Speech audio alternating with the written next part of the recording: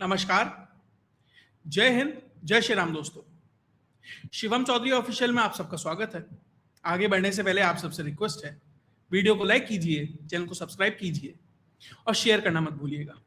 काफी दिनों से स्ट्रेट ऑफ हॉर्मुज से कोई खबर नहीं आ रही थी, लेकिन जब खबर आती है तो वो खबर भारत की होती है। भारत खुद एक खबर बन जाता है स्ट्रेट ऑफ हॉर्मुज में, क्योंकि पिछले लगभग 3 दिन में भारत के 3 जहाज, या कहें वो 3 जहाज जिनके ऊपर भारतीय थे, टेक्निकली भारत के नहीं थे, लेकिन 3 जहाज जिन पर भारतीय क्रू था, उनको अमेरिका ने निशाना बनाया। बाकायदा हेल फायर मिसाइल उनके ऊपर दागी गई और अमेरिका कह रहा है कि हमने जानबूझकर किया है। क्यों किया है अमेरिका ने? दोनों तरफों के क्या तर्क हैं, उनके ऊपर तो चर्चा करेंगे ही। साथ ही पिछले कुछ समय से भारत और अमेरिका के जो संबंध डाउन साउथ जा रहे हैं, रॉक बॉटम को हिट कर चुके हैं, वो 5 से 6 कारण जानने का प्रयास करेंगे कि क्या कारण है, क्या उनका कनेक्शन इससे है। क्योंकि भारत ने पिछले 2 से 3 दिन में जो बड़े निर्णय लिए हैं, क्या अमेरिका उससे असहज हुआ, उसकी वजह से ही इन शिप्स को टारगेट किया गया। और साथ ही एक खबर आ रही है कि म्यांमार के होटल में अमेरिकन डिप्लोमेट मरा हुआ मिला है। क्या कनेक्शन है इन सब चीजों का, इन सब पर विस्तार से चर्चा करेंगे। पहले बात इन 3 शिप्स की कर लेते हैं। स्ट्रेट ऑफ हॉर्मुज, जब से अमेरिका और ईरान का युद्ध चल रहा है, ईरान बाकायदा यहां से अपना तेल, जो शेडो फ्लीट्स होती हैं, यानी जो रजिस्टर्ड जहाज नहीं होते हैं, एक तरीके से कह सकते हैं अवैध डग्गामार वाहन चलते हैं ना, ऐसे ही आप मान लीजिए कुछ वैसे ही शिप्स के माध्यम से वो अपनी तेल की सप्लाई कर रहा था। अमेरिका ने बाकायदा यहां ब्लॉकेड लगा दिया। उसके बाद युद्ध और ब्लॉकेड के बाद जिस तरीके से इंश्योरेंस की कॉस्ट बढ़ जाती है, और ये खतरा हमेशा से लेजिटिमेट शिप्स के ऊपर ये बना रहता है कि कहीं हमारे ऊपर टारगेट ना हो जाए, तो बहुत सारे शिप्स इस रूट को कहीं ना कहीं बाईपास कर रहे थे, इससे जा नहीं रहे थे।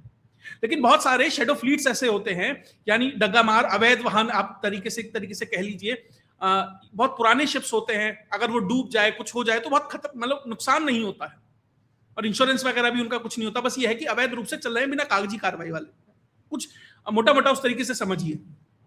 तो उनके माध्यम से इस शिपिंग लेन से काम हो रहा है। अब हुआ क्या कि 8 तारीख को एक जहाज जिसका नाम है मैरीवेक्स, जिसके ऊपर 24 भारतीय थे, उसके ऊपर अमेरिका स्ट्राइक करता है। यूएस सेंटकॉम इसकी जानकारी देती है कि भैया हमने स्ट्राइक किया मैरीवेक्स के ऊपर। उसके बाद दूसरा जो जहाज है जिसका नाम है एमटी सेटिबेलोआ, उसके ऊपर भी स्ट्राइक किया जाता है। 2 जहाजों पर, एक 8 तारीख को, फिर एक 9 तारीख को बाकायदा इनके ऊपर स्ट्राइक किया जाता है। पहले वाले में जितने भारतीय थे लगभग सब सुरक्षित निकाल लिए गए थे। इस बात को ध्यान रखिए कि दुनिया में मर्चेंट नेवी में सबसे ज्यादा लोग अगर कहीं किसी देश के काम कर रहे हैं तो भारतीय हैं। आप कोई शिप उठाकर देख लीजिए, जहां 10, 20, 15 का क्रू होगा, उसमें एक ना एक तो कम से कम भारतीय निकल जाएगा।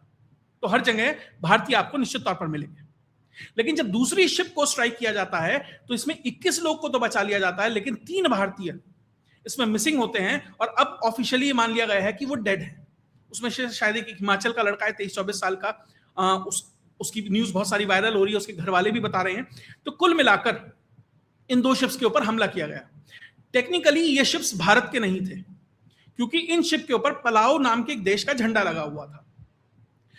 लेकिन आप कहीं बैक ट्रैक करेंगे, कुछ ढूंढेंगे, किसी कंपनी का लिंक, जो शेल कंपनीज होती है, कहीं ना कहीं आपको कहां से संबंध मिल जाएंगे, मैं उसे ज्यादा खुल के नहीं कहना चाहता, लेकिन आपको जहां का क्रू है उसके आसपास कहीं, मतलब उसी तरीके से आपको समझ आ जाएगा कि पलाऊ के तो नहीं है, किसी के हैं।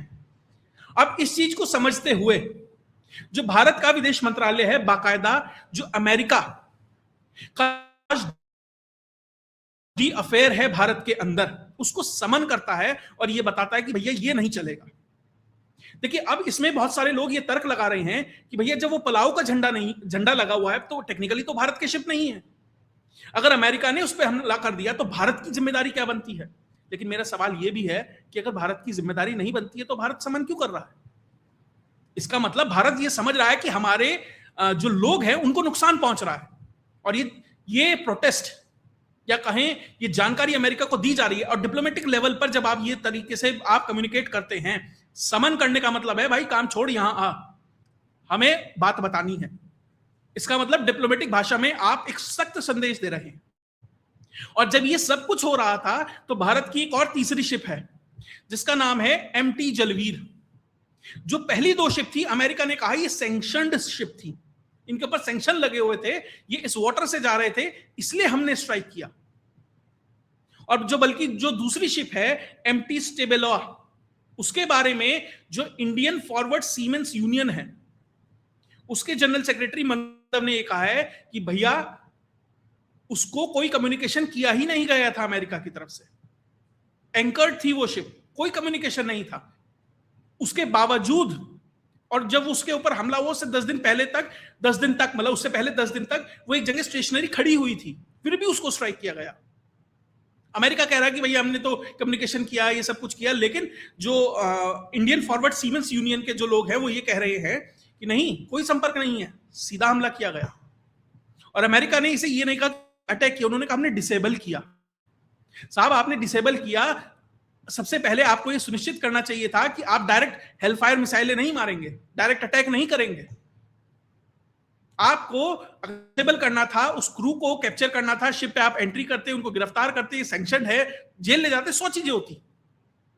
और पहली बात तो अमेरिका की कोई अथॉरिटी नहीं है इंटरनेशनल वाटर्स में वो इस तरह का कोई ऑपरेशन करे।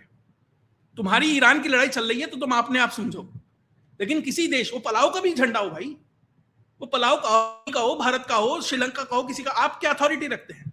लेकिन वही है, माइट इज राइट, जिसकी लाठी उसकी भैंस, वो चल रहा है वहां पर। उसी तर्ज पर जो तीसरा शिप है एमटी जलवीर, उसके ऊपर भी हमला किया गया और उसके इंजन रूम में बाकायदा 2 हेलफायर मिसाइल मारी गई है। एक मिसाइल ऑलरेडी लॉन्च थी, उसको डिसेबल किया गया। वहां पे भारतीय जो क्रू है वो उतरा, उसको डिसेबल किया, ये उसकी फोटो है। और ये आप देखिए किस तरीके से शिप की बॉडी में बड़ा छेद हुआ है, यहां से मिसाइल घुसी है। अब यहां से घुसी है कि या ऊपर से घुसी, यहां से निकली है, जो भी है, यहां पे एक बड़ा निशान बना हुआ है। तो कितना नुकसान इस शिप को हुआ, इस चीज से समझ आता है। अब अमेरिका ये कह रहा है कि भैया जो सब कुछ हुआ, क्योंकि ये सैंक्शन शिप थी, नहीं भी थी दूसरी वाली, तो भैया ये ईरानियन ऑयल ले जा रही थी, ये सब उन्होंने कही। लेकिन यूएई की आईओएस मरीन जो ऑपरेट करती थी एमटी स्टेबेला को, उसकी तरफ से एक बयान आया है कि यूएस नेवी का जो ये रिस्पॉन्स है ये यूनिलैटरल है, यानी एक तरफा है। यहां पर ह्यूमन ट्रेजेडी हुई है, लॉस ऑफ लाइफ हुई है, इनोसेंट लॉस हुआ है, और इस शिप पर कोई भी ईरानियन ऑयल नहीं था, ना ईरान से शिप जुड़ी थी, ना तेल ईरान का था, कुछ भी नहीं था, फिर भी अटैक किया गया। इसका मतलब जो सेंटकॉम ये बात कर रहा है बार बार कि भैया हमने तो कहा, तो बहुत सारे स्टेज पर ये बात कहीं रिफ्यूट हो रही है, कहीं ना कहीं ये जानकारी निकल कर आ रही है कि भैया उतने तथ्य सही नहीं है जितने बताए जा रहे हैं। इससे पहले मई में भी 2 शिप नहीं कहूंगा, छोटी जो बोट्स होती हैं लकड़ी वाली, ऐसी 2 भारतीय boat already straight of Hormuz में डूब चुकी है। एक का नाम है एमएसवी हाजी अली, जो मई में ही हुई थी, और दूसरी है एमएसवी नूर अल सुलेमानी, ये 13 मई को डूबी थी। अमेरिका और ईरान की क्रॉस फायर के बीच में आ गए थे, एक पे शायद ड्रोन स्ट्राइक हुआ था, एक क्रॉस फायर में आ गया था। तो ये भी ऑलरेडी वहां पर नुकसान हो चुका है। अब ये 3 शिप का हुआ है। अब लोग कह रहे हैं कि भैया वो तो पलाव का झंडा लगा हुआ था, जो अभी ये कौन सी है, ये जलवीर जो हुआ है, इस पे गिनी का झंडा था। हमारे एक्सटर्नल अफेयर मिनिस्ट्री ने भी यही कहा है। लेकिन साहब लॉस ऑफ लाइफ तो भारतीय हुआ है ना, और अमेरिका के पास या जो उस तरह की इतनी बड़ी फोर्सेस होती हैं, सबको जानकारी होती है कौन सी शिप है, क्या क्रू है, कहां जा रहा है, क्या नहीं जा रहा है। बहुत लोग, ये बार बार ये कहूंगा, टेक्निकली बहुत लोग सही हैं कि दूसरे देश का झंडा था तो भारत क्या कर सकता है, लेकिन यह देखना जरूरी है कि जिस तरह के संबंध भारत अमेरिका के चल रहे हैं, तो क्या अमेरिका के द्वारा भारत को यह जानबूझ के मैसेज दिया जा रहा है क्या बार बार? मेरा सवाल यह है कि कितने चाइनीज क्रू वाले शिप्स जिन पे कोई पलाव का झंडा, गिनी का झंडा, इसका झंडा, उसका झंडा लगा है, अमेरिका ने अब तक गिराए हैं स्ट्रेट ऑफ हॉर्मुज में? ऐसे तो मुझे शायद अब तक 7 या 8 शिप इन्होंने डिसेबल किए हैं, जो इनकी भाषा में डिसेबल है, 134 को रोका है। कितनों पे चाइनीज थे जिनको इन्होंने डिसेबल किया? हो सकता है हो, मेरी जानकारी में नहीं है। और लगातार 3 दिन में 3 शिप्स जिन पे भारतीय हो लगभग 2-2 दर्जन। और जो जलवीर है उसका तो एक ऑडियो भी वायरल हुआ है। regarding your vessel. So they want to know the current status. Sir, please share the coordinates. जलवीर आप मैसेज दीजिए, मैं बंदे को भेजता हूँ आगे सिनाज पोर्ट कंट्रोल को. In one bay, that in both.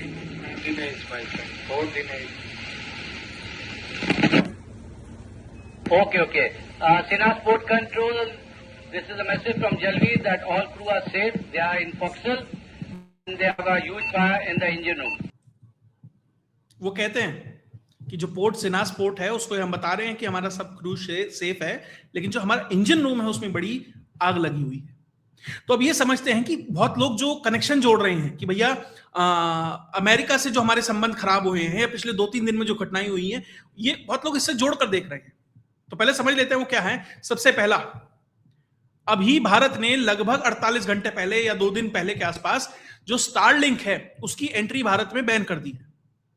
Bharat ने ये कहा है कि भैया भारत में स्टारलिंक नहीं चलेगा, और ये हुआ है RNAW के जो चीफ है उनकी रिपोर्ट के ऊपर. प्रयास करूंगा सुबह इस पे एक डिटेल्ड वीडियो लाऊं कि किस तरीके से पाकिस्तान की 6 सैटेलाइट भारत का जो स्पेस है उसको मॉनिटर कर रही हैं, क्या क्या उनका रोल होगा, किसने उसको सप्लाई किया, वो सब, प्लस ये स्टारलिंक वाला जो कनेक्शन है इसको लेकर शायद सुबह एक वीडियो लाने का प्रयास करूंगा. लेकिन जिस तरीके से स्टारलिंक की एंट्री भारत में अभी रेस्ट्रिक्ट हो गई है, टेस्ला की मैन्युफैक्चरिंग भारत में नहीं हो रही है, टेस्ला के लिए मार्केट नहीं मिल रहा है, तो दुख तो या कहें दर्द, कहीं चोट तो लगी है अमेरिकन एस्टेब्लिशमेंट में.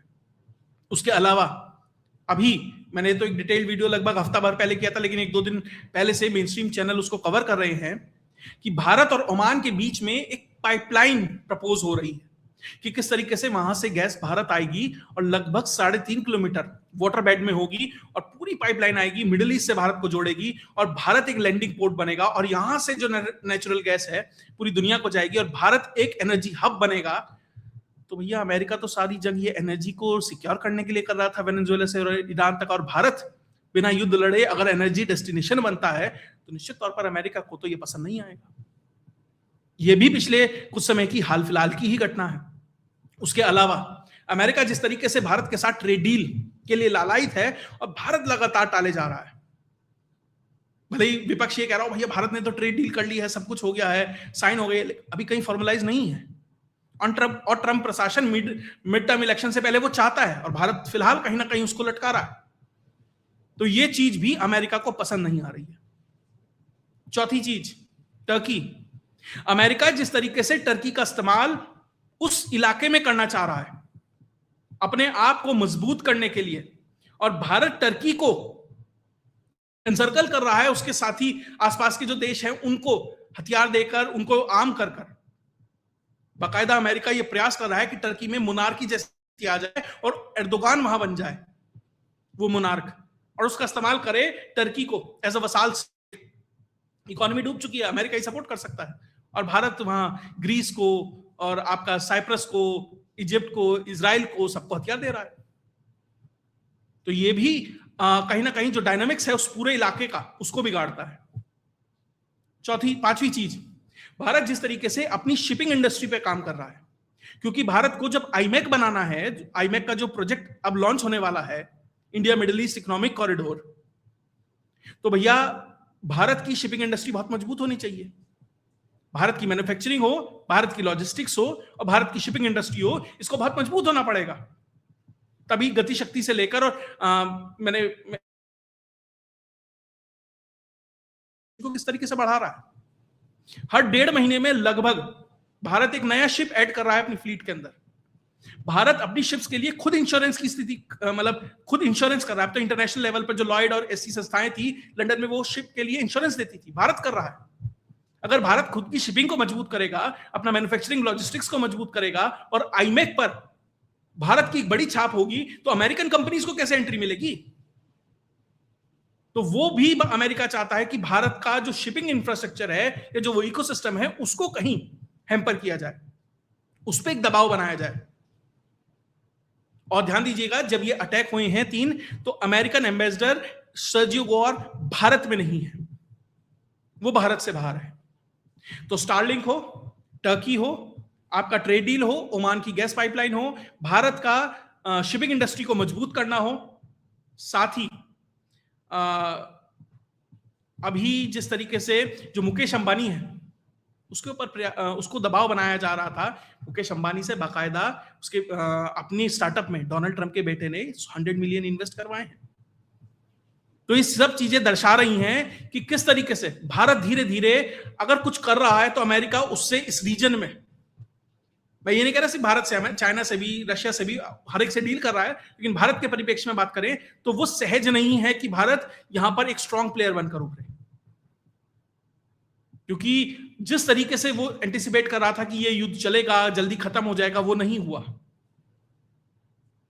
अब अगर इतनी सारी चीजें हैं, भारत के लिए सिचुएशन इतनी खराब है। दूसरी चीज, आज ही जब एमईए के स्पोक्स पर्सन से पूछा गया जब मोदी जी की मियामी में क्या मुलाकात होगी डोनाल्ड ट्रंप से, तो उन्होंने कहा कि ऐसी जगहों पर अक्सर मीटिंग हो जाती है, बाकी हम देखेंगे कि होगी कि नहीं होगी। इस पूरी घटना का बहुत बड़ा फर्क उस मुलाकात पर होगा। देखिए, मुलाकात, पहली बात, अब कंडीशन में मुलाकात मुश्किल लगती है, लेकिन अगर मुलाकात हुई तो निश्चित तौर पर भारत अपनी बात जरूर रखेगा कि भैया जो हुआ बहुत गलत है। और बहुत से लोग ये कह रहे हैं कि भैया अब अपने लोगों को सिक्योर करना चाहिए, इंडियन नेवी को वहां पर डिप्लॉय कर देना चाहिए। देखिए, इसमें भी एक बैलेंस अप्रोच की जरूरत है। क्या वो जो अमेरिका है या जो वो लोग हैं भारत को एक वॉर में ड्रैग करना चाह रहे हैं? वो चाह रहे हैं कि इंडियन नेवी की एंट्री हो, फिर से कोई ऐसा इंसिडेंट हो, फॉल्स फ्लैग ऑपरेशन हो सकता है, भारत उसका रिस्पांस दे और ये चीजें एस्केलेट हो। भारत के कोस्ट के आसपास भी ईरान की जो शिप है INS डियोना या कुछ ऐसी, डायना कुछ ऐसी नाम था उसका, उसको गिराया था इन्होंने, वहां पर भी टॉर्पीडोज फायर की गई थी। तो क्या भारत को वापस से उस पूरे इस बैटल में इन्वॉल्व करने की प्रयास है क्या? लेकिन क्या भारत इससे डर जाए कि भैया हम युद्ध में घसीटे जाएंगे तो हम वहां आ जाए? तो वो भी भारत को, इसलिए कहा वो बैलेंस्ड अप्रोच बनाने की जरूरत है कि किस तरीके से आप अपने वेसल्स को या कम से कम अपने लोगों को सिक्योर करें। ये सरकार के लिए अब लिटमस टेस्ट है कि ये कैसे सुनिश्चित करेंगे लोग भी सुरक्षित रहें और इस बैटल में भी आपको ड्रैग नहीं होना है। तो इन सब चीजों को देखते हुए आने वाली जो डिप्लोमेसी है वो निश्चित तौर पर थोड़ी सी अब भारत के लिए मुश्किल होने वाली है। और क्या अमेरिका इस बात से भी है कि सर्जियो गोर और मार्को रूबियो बंगाल गए थे, मुलाकात गए थे, किया था किसी से, उसके बाद से अचानक से ग्रुप है उसकी तबाही शुरू हो गई है, अच्छे से अब उसको रगड़ा जा रहा है, पीटा जा रहा है। तो क्या अगर बहुत लोग कह रहे हैं मार्को रूबियो अगर ना मुलाकात करता दीदी से तो शायद जान बची रहती। और मार्को रूबियो को जिस तरह का आपने रिसेप्शन दिया, देखिए उस समय भी मैंने कहा था कि खुश हो रहे हैं कि हमने मैसेज दे दिया मार्को रूबियो को, सब कुछ है, ठीक है, और देना भी चाहिए, बिल्कुल देना चाहिए, लेकिन इसके रिपरकशन आएंगे। जब पिछली बार आपने ट्रूडो के साथ ऐसा किया था तो ट्रूडो ने क्या किया था, वो सफल हुआ नहीं हुआ वो एक अलग चीज है। ऐसे ही मार्को रूबियो के साथ हुआ तो रिस्पांस आ रहा है। अब इससे कैसे कनेक्शन है ये समय बताएगा, लेकिन जियोपॉलिटिक्स में सब चीजें बहुत स्मूथली नहीं होती हैं, मतलब कोइंसिडेंसेस नहीं होते हैं, कहीं ना कहीं कनेक्शन होते हैं। अब देखना यह है कि लोग टेक्निकलिटी पे खेलते हैं कि पलाओ का फ्लैग था, गिनी का फ्लैग था, भारत का नहीं था, तो भारत क्या करे। अब बहुत लोगों का सेंटिमेंट हाई है कि भैया देखिए मोदी जी 3 लाइफ चली गई हैं, 3 जिंदगियां चली हैं और अब बस चढ़ जाओ और अमेरिका पे हमला कर दो। दोनों ही चीजों के कहीं बीच में रास्ता है। क्या नेगोशिएशंस होंगी, क्या इसमें से निकल के आएगा, वो भी आपके साथ शेयर करता रहूंगा। लेकिन इस बीच 2 और खबरें हैं। डोनाल्ड ट्रंप ने बाकायदा ट्वीट किया है कि यूनाइटेड स्टेट्स आज रात को ईरान पर बड़ा हमला करने वाला है और उसकी तरफ से घोषणा हुई है कि जो ईरान का खर्ग आइलैंड है उसको हम लेना चाहेंगे। अब जो खर्ग आइलैंड है उस पर कब्जे की तैयारी है। खैर देखते हैं, ऐसी घोषणाएं कई बार हो चुकी है, सिविलाइजेशन मिट जाएगी, ये हो जाएगा, वो जाएगा, तो क्या होता है। उसके अलावा रॉयटर्स की खबर है कि US official founded in Myanmar, US state department says. वहां का एक होटल है, बहुत जानकारी अभी निकल कर नहीं आई है, बहुत ही अभी रिसेंट की खबर है कि वहां पर एक यूएस ऑफिशियल एक होटल के अंदर मृत पाया गया है। अब कोइंसिडेंस कहां से हो सकता है, ये एक आइसोलेटेड घटना है, जो भी है ये तो समय बताएगा, लेकिन अपडेट है तो वो भी आपके साथ साझा करूंगा। और साथ ही एक और अपडेट है कि पेंटागन को फिलहाल लॉकडाउन कर दिया गया है क्योंकि कोई बायो हैजार्ड की खबर आ रही है, तो उस पर भी कोई अपडेट आएगी, वो भी आपके साथ लेकर आता रहूंगा। लेकिन अगर आपको वीडियो विश्लेषण अच्छा लगा तो वीडियो को लाइक कीजिए, चैनल को सब्सक्राइब कीजिए और शेयर करना मत भूलिएगा। और अगर आपको चैनल का कंटेंट पसंद आता है और आप चैनल को सपोर्ट करना चाहते हैं तो QR कोड आपकी स्क्रीन के ऊपर है और आप चैनल के मेंबर बनकर भी चैनल को सपोर्ट कर सकते हैं। जय भारत।